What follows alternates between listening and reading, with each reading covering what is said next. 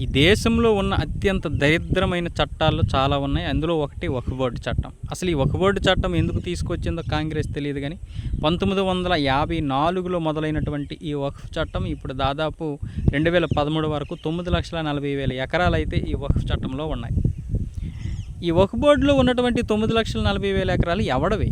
ఎవడ సొమ్ము ఎవడ తీసుకుంటున్నాడు?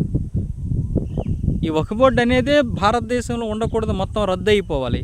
అలాంటిది ఈరోజు 1954లో మొదలైనటువంటి చట్టంలో పూర్వం ఉన్నటువంటి అన్ని భూములు కూడా వాళ్ళవేనంట.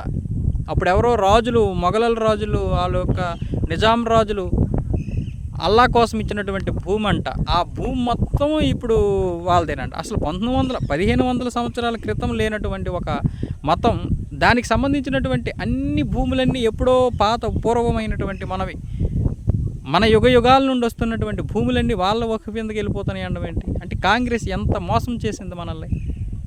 ఇప్పుడేమొచ్చేసి అసదుద్దీన్ ఓవైసీ అలాగే ముస్లిం పర్సనల్ లా బోర్డు ఇవన్నీ కలిసి ఏమొచ్చేసి జంతర్ మంతర్ దగ్గర నిన్న ధర్నాలు చేశాయి. వక్ఫ్ బోర్డు చట్టం కనుక రద్దు అయితే తెలుగుదేశంతో పాటు అన్ని మిత్రపక్షాలైనటువంటి ఎన్డీఏ మిత్రపక్షాలైనటువంటి అన్నీ కూడా ముస్లిం సమాజం క్షమించదు ఈ పార్టీలన్నింటినీ బీజేపీతో పాటు అంటూ హెచ్చరికలు జారీ చేశారు.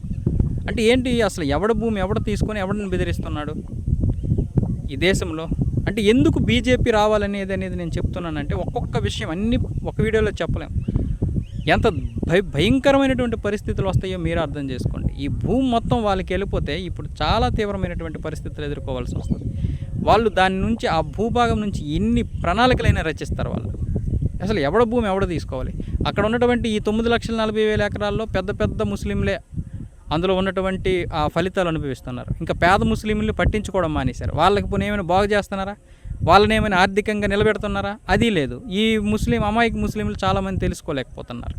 అసలు వక్ఫ్ బోర్డు అనేది ఎందుకు ఉండాలి ఈ దేశంలో? అవసరం లేదు అది. ఇలాంటి సమయంలో హిందువులందరూ కూడా గలమెత్తి ఓటు రూపంలో అన్ని రాష్ట్రాల్లో కూడా మనలో ఒక యూనిటీ రావాలి. ఇది రావట్లేదు. అసలు వక్ఫ్ బోర్డు అంటేనే చాలామందికి తెలియదు. అది ఒక దౌర్భాగ్యం మనకి.